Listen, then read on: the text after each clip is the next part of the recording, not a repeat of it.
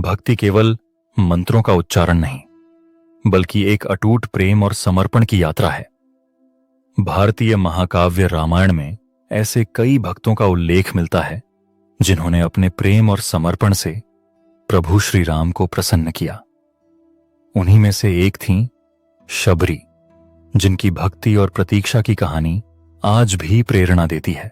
शबरी एक भीलनी थीं, जिनका समाज में कोई विशेष स्थान नहीं था, परंतु उनके हृदय में भगवान श्री राम के प्रति अनन्य प्रेम था।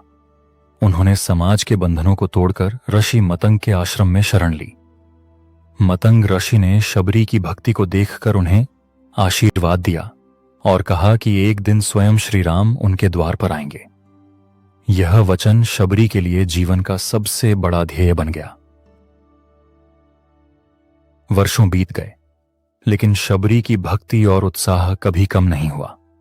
हर दिन वह अपनी झोपड़ी के द्वार को स्वच्छ करती, मार्ग में फूल बिछाती और प्रेम पूर्वक प्रतीक्षा करती कि कभी न कभी उनके आराध्य श्री राम वहां आएंगे।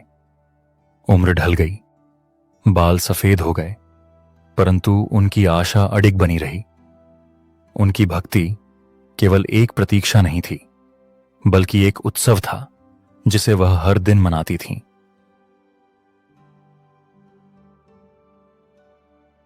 अंततः वह पावन क्षण आया जब श्री राम और लक्ष्मण अपने वनवास के दौरान शबरी के आश्रम में पहुंचे। उनकी आंखों के सामने वह दिव्य स्वरूप था जिसकी उन्होंने जीवन भर प्रतीक्षा की थी। उनकी भक्ति का प्रतिफल उन्हें मिल गया था। शबरी ने श्री राम का स्वागत किया और उन्हें प्रेम पूर्वक मीठे बेर अर्पित किए। वह पहले प्रत्येक बेर को स्वयं चखतीं, ताकि श्री राम को केवल मीठे बेर ही प्राप्त हों। श्री राम ने उनकी निष्ठा और प्रेम को समझा और उन बेरों को अत्यंत आनंद से ग्रहण किया। शबरी की भक्ति केवल आस्था नहीं, बल्कि एक निष्कलंक प्रेम का उदाहरण थी। श्री राम ने उनकी भक्ति को स्वीकार कर उन्हें आशीर्वाद दिया और उनके समर्पण को अमर कर दिया। उनकी कथा यह सिद्ध करती है कि सच्ची भक्ति में कोई भेदभाव नहीं होता, न जाति का, न स्थिति का।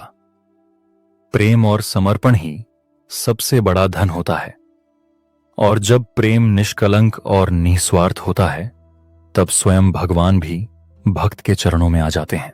शबरी का जीवन हमें यह सिखाता है कि भक्ति केवल अनुष्ठानों तक सीमित नहीं, बल्कि वह प्रेम और निष्ठा की वह अग्नि है जो अंततः भक्त और भगवान को एक कर देती है।